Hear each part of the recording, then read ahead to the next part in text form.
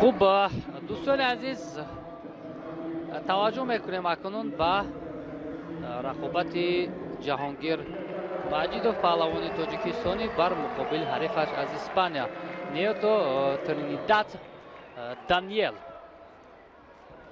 جهانگیر مجیدوف با جداگی کبوت است، حریف با جداگی سفید نیروسنجی دارد و اینجا 52 بر 48 است تخمین ها، 2% زیادتر، یعنی پیروزی ها اینجا بر جانب نیتو ترینیداد هست، ولی حرکتی که از جانب جهانگیر مجیدوف بود.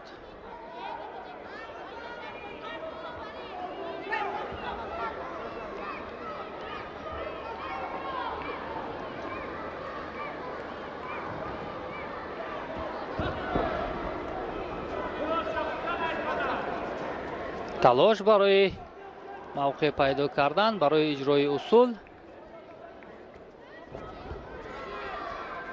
اما این شکلی بسیار قپیدن و چندان حرکتی خوب نکردن هم به هر دو خطر دارد، زیرا داور میتواند که اینجا شیدو هم دید.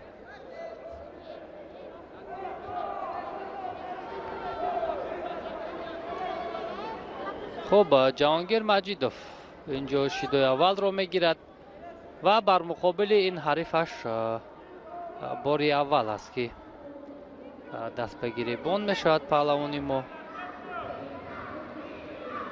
ولی کوشش کند اگر بیشتر تلاش کند میتواند که یک نتیجه نسبتاً خوبتر رو به قید بگیرد.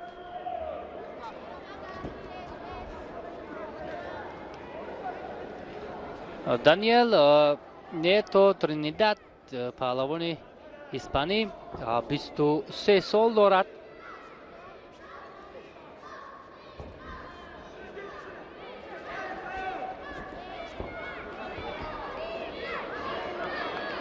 و 48 مرتبه هم در مسابقه های سطح بانفوز هنرش را نشان داده است.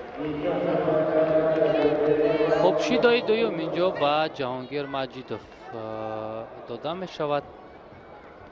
از مسابقه گرند اسلم باری دویم است که شرکت می کند پهلوان اسپانی، اما نتیجه ندارد. یک سال من اذیت سن سال برابر است با جهانگیر مجیدوف. اکنون فرصت خیلی خوب است برای پهلوانی ما، در حالت استحکام اینجا باید حریف را نگاه دارد، ولی همین حالت را هم به طور درکاری استفاده کردن نتوانست پهلوانی ما. این گونه حالت ها را باید بسیار هم خوب استفاده کرد.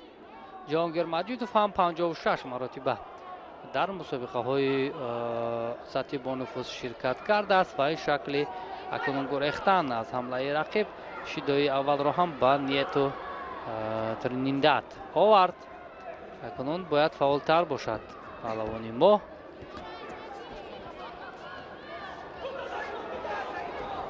اجرای اصول برای حلقه درون تلاش کرد.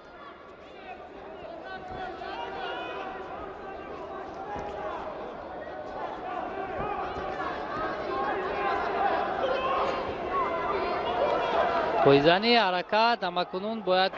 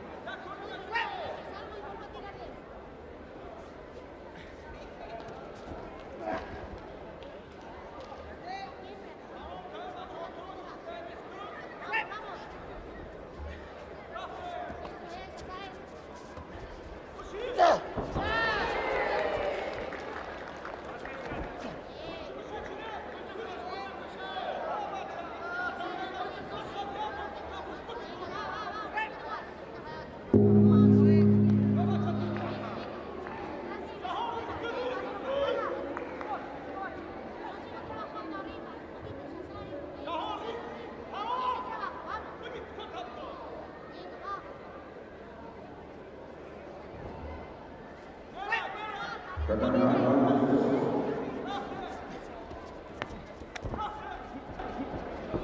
ای ای در اولین رسش‌ها در 8 ثانیه اول گلدن اسکات امتیاز طلایی را نیتو ترینیداد به دست می‌آورد و پهلوان ما همکنون از اینجا راهش با خیر میرسد در این مسابقه.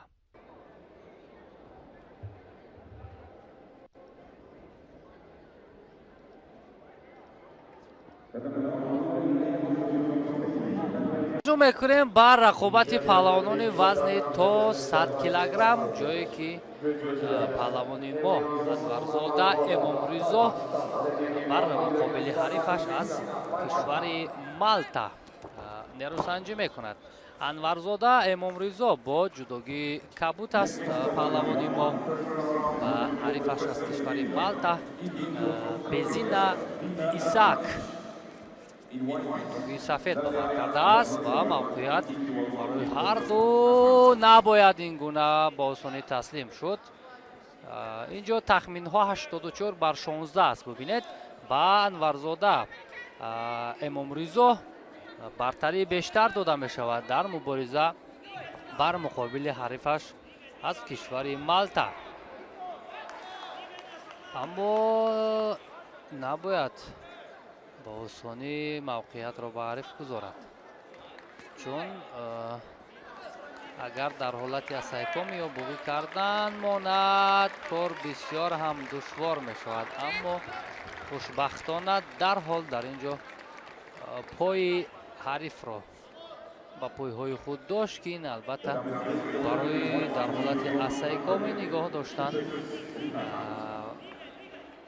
اجازه نمیدید.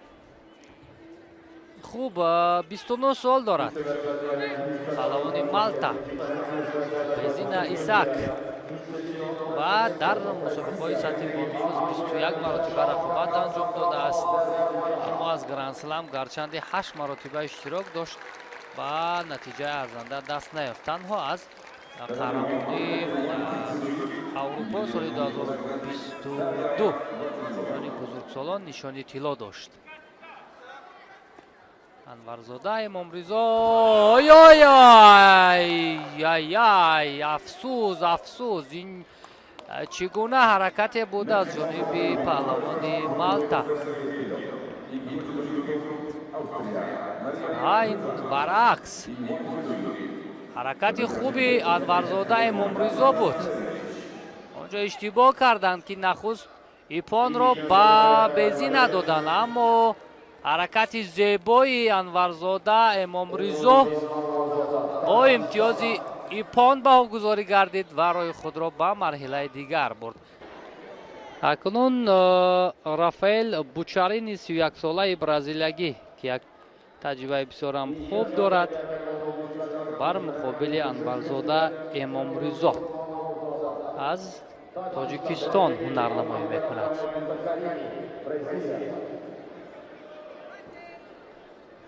خوب رافائل بوچارینی از مسابقه گرند اسلم 2 نشانی نقره و 1 برنجی هم دارد که همکنون با جداگی سفید رافائل بوچارینی بر مقابل انورزاده امامرضا هنرنمایی میکند. در رقابت اولش بسیار هم یک پرتافت خوب داشت انورزاده امامرضا، اما این نوبت حریف کمی پرتجربه تر است.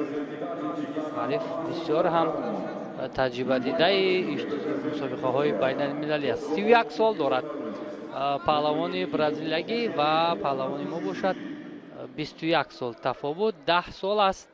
تجربه هم زیاد است. 164 رقابت در مسابقه های بانفوذ انجام داده است. پهلوان برزیلیایی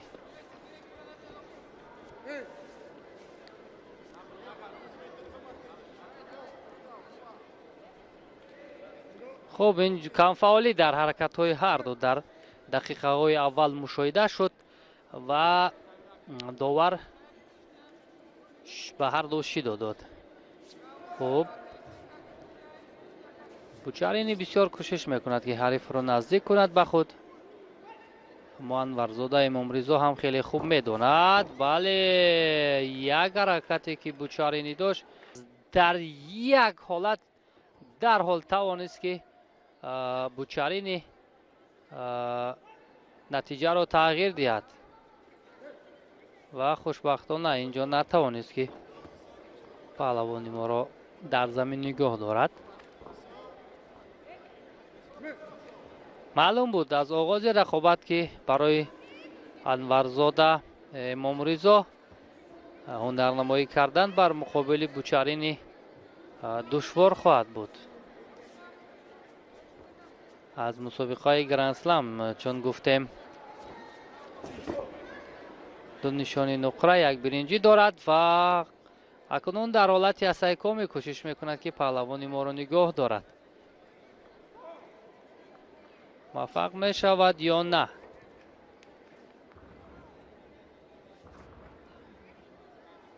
از این حالت خود را رها کرد انورزاده، ولی حریف همانو فشار را ادامه می دهد.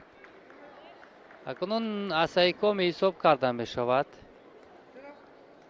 نه، اینجا باز پس گرفته می شود. انا اکنون باز دوباره حساب کرده شد. 5 ثانیه 10 ثانیه کفایه است که بوچارینی دست بالا شود. خوب، همین طور با 2000 حاصل ایپان شد و انورزاده امامرضا نیز از این رقابت ناکام شد و اکنون تنها منصور رحمان باقی ماند.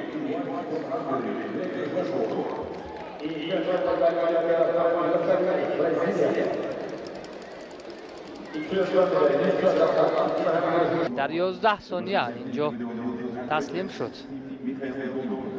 خوب، اکنون توجه میکنیم به هنرنمایی پهلوان سنگین وزن ما رحمان، منصور رحمان، که بر مقابل حریفش از امریکا هنرنمایی میکند. خوب، فیلیپ خوروچی از امریکا لباسهای سفید به بر کرده است و منصور رحمان از تاجیکستان پهلوانی 21 ساله با جدوگی کبود هنرنمایی میکند. اولین رسش ها پایزنی پهلوانی ما و اینجا تخمین ها هم بر جانب پهلوانی ما هست. 82 بر 18.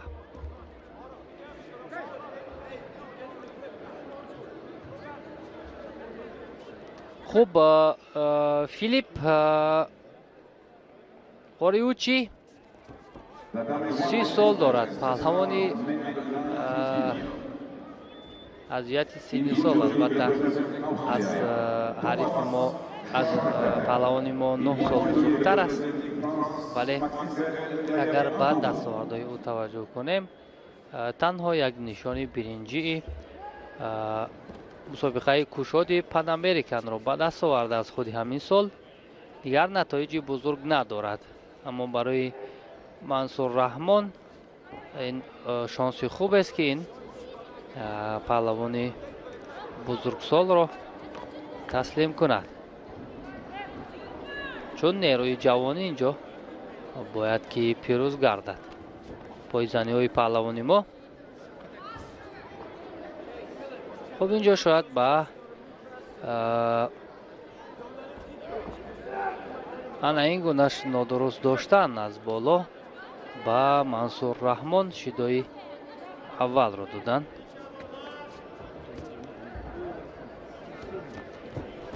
و حرکت بسیار هم خوب بود اینجا از جانب منصور رحمان و امتیاز وزری هم به دست می آید. در همین حالت بسیار هم خوب موقعیت را اشغال کرد منصور رحمان و توانست که امتیاز وزری را صاحب شود. چون بالاتر هم گفتیم بسیار هم شانس خوب است برای منصور رحمان.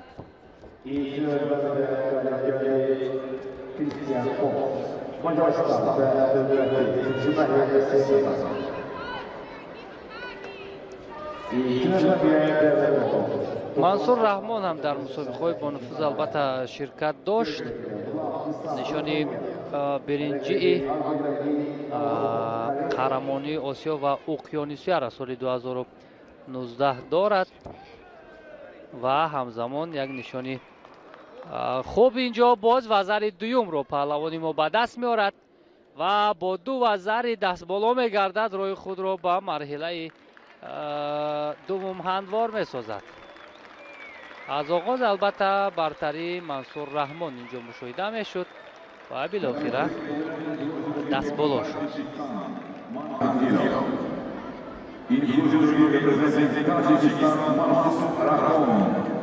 In white category, representing Georgia, Tokyo Olympic silver medalist, 2018 world champion Kuram Rashishvili.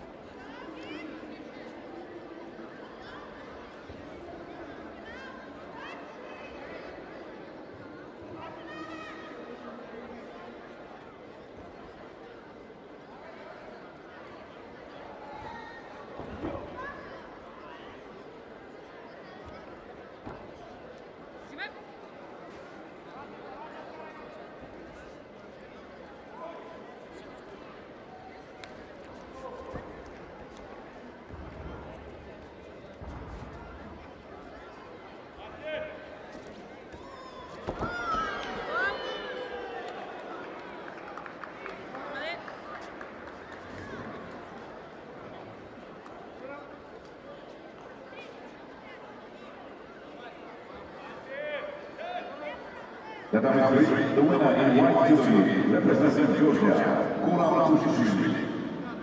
The winner in white representing Austria, Laura Puda.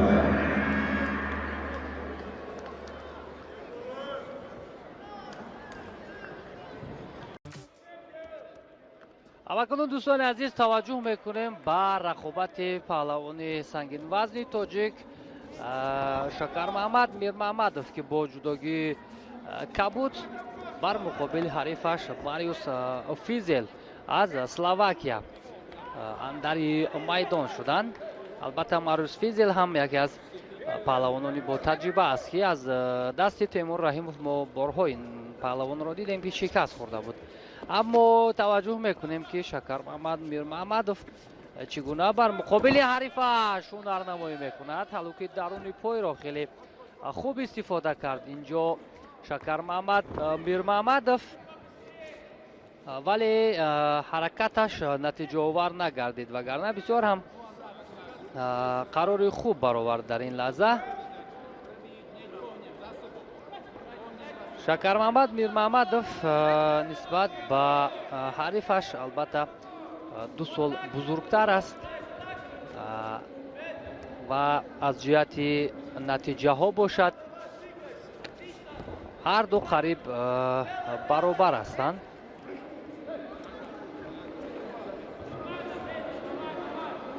ҳарчанд дар мусобиқаҳои сатҳи бонуфуз Шакармамад Мирмамадов 36 маротиба ширкат кардааст, аммо токунун натиҷаи бузургро аз мусобиқаҳои бонуфуз ба даст наовардааст. Як нишони биринҷии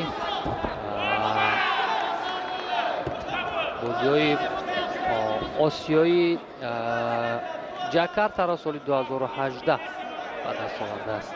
хуб, ҳаракати паҳлавони мо ки имтиёзи вазариро ба даст овард. ҳамакунун барои дар замин нигоҳ доштани ҳариф талош кард. пешсаф мегардад Шакармамад Мирмамадов.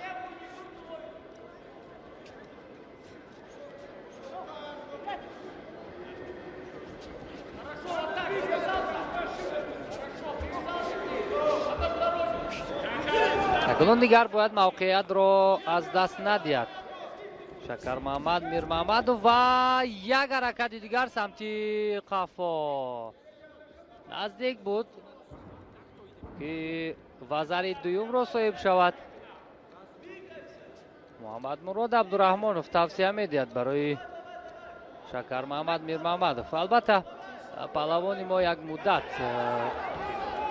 ҳунарнамоӣ намекард ва дар мусобиқаҳои байналмилалӣ ҳам албатта ширкат намекард ва чун мебинем анқариб як соли охир дубора ба майдон баргашт ва барои мусобиқаҳои бузург талош мекунад. албатта инҷо пешсафи паҳлавони мо дида мешавад.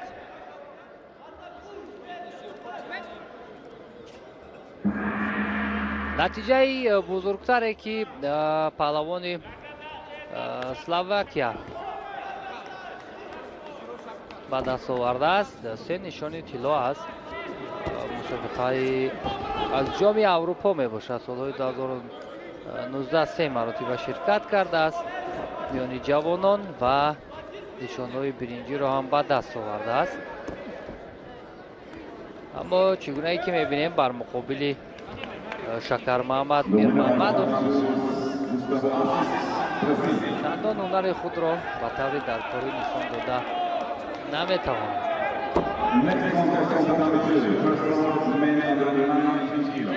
бештар аз як дақиқаи дигар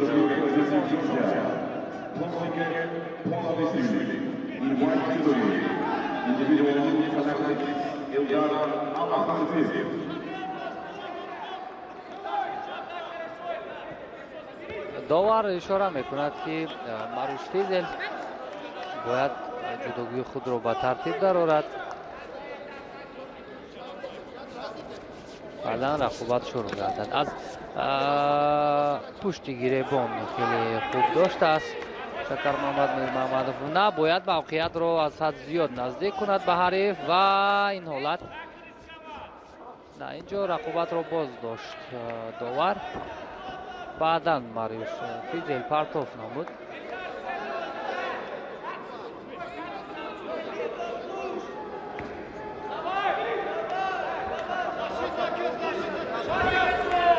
ана ин шаклии нодуруст доштан барои Физел шидои аввалро овард. сонияҳои ба шумор монданд. бояд акнун Шакармамад Мирмамадов бояд бо эҳтиёт бошад. акнун дар замин фаъолиятро зиёдтар мекунад паҳлавони мо. дар ҳаракатҳои партери мехоҳад муваффақ шавад. хуб, ба ҳар ҳол 17 сонияи дигар дар ихтиёр дорад паҳлавони мо то аз ин ҳарифаш гузарад ва роҳи худро ба марҳилаи дигар ба марҳилаи дуюм барорад.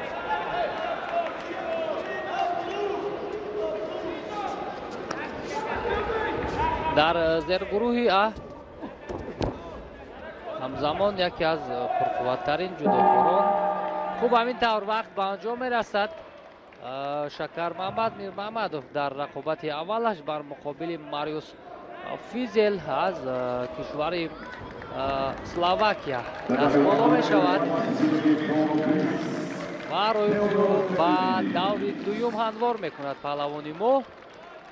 хуб, албатта ки барои Шакармаҳмад Мирмаҳмадов ин гурӯҳ, яъне зергурӯҳи А хеле бисёрам як зергурӯҳи сахт аст. Инал Тасоев ҳам дар ҳамин гурӯҳ аст. ҳамакнун Шакармаҳмад Мирмаҳмадов дар рақобати дуюмаш андари майдон мешавад бар муқобили мизбони мусобиқа Имрон Юсифов. акнун мебинем ки бар муқобили соҳибони майдон ҳунарашро то кадом андоза нишон медиҳад Шакармаҳмад Мирмаҳмадов, паҳлавони тоҷик.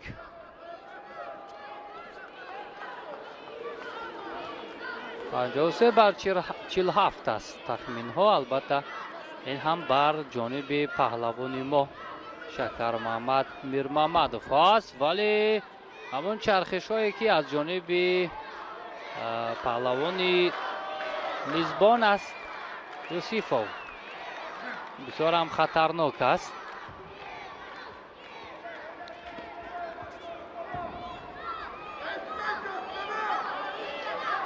паҳлавони мизбон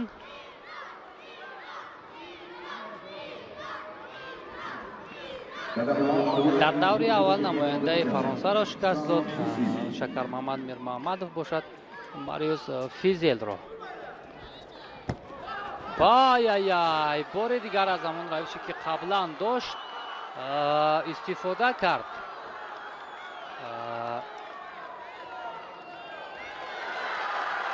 паҳлавони Озарбойҷон ва имтиёзи Вазариро ба даст овард. Шакармаҳмад Мирмаҳмадов ҳам акнун бояд ҷиддитар бошад.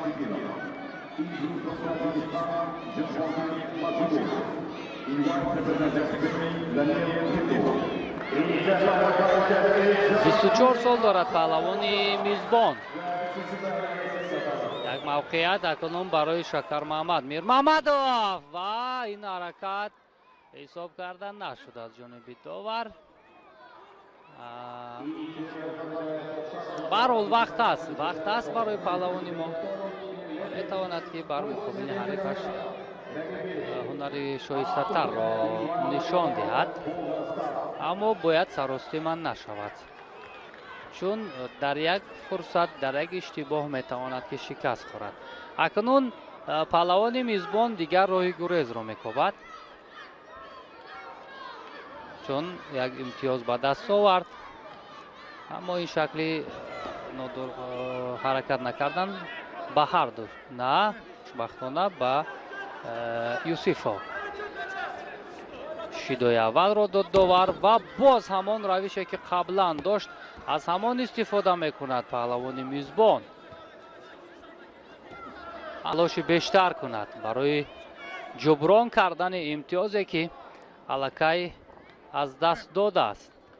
29 رقابت سطح مسابقه های با نفوذ دارد میزبان مسابقه و یک نشانی طلایی مسابقه کشادی اروپا را سال 2019 دارد. معلوم میشود که گشته و برگشته از همان یک اصولی که دارد میزبان مسابقه از همان بیشتر استفاده میکند و شیدای نخست را هم با شکرمحمد میرمحمدov داور داد. اکنون از جهت مجازات برابر شدند، اما یوسیفov پیشرفت است از جهت امتیاز. پایزنی ها خوب، اکنون موقعیت خوب است برای شکرمحمد میرمحمدov. تنها پای خود را باید اینجا رها کند و در حالتی استحکام حریف را نگاه دارد. چرا سرعت را بلند نمی کند؟ اینجا می توانست که بهترین موقع را به میان بیارد. حریف در زمین نگاه دارد، اما عمل نکرد.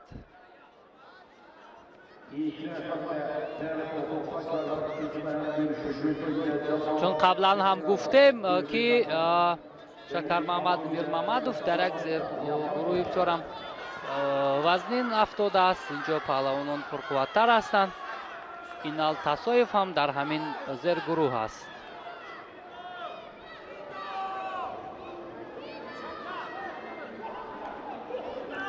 ҳарду ҳам хаста гардиданд. Агар каме дигар кӯшиш кунад Шакармамад Мирмамадов метавонад ки аз ин ҳарифаш имтиёз ситонад. сонияҳои ба шумор монданд. ҳамоно Шакармамад Мирмамадов имтиёз ба даст наовардааст.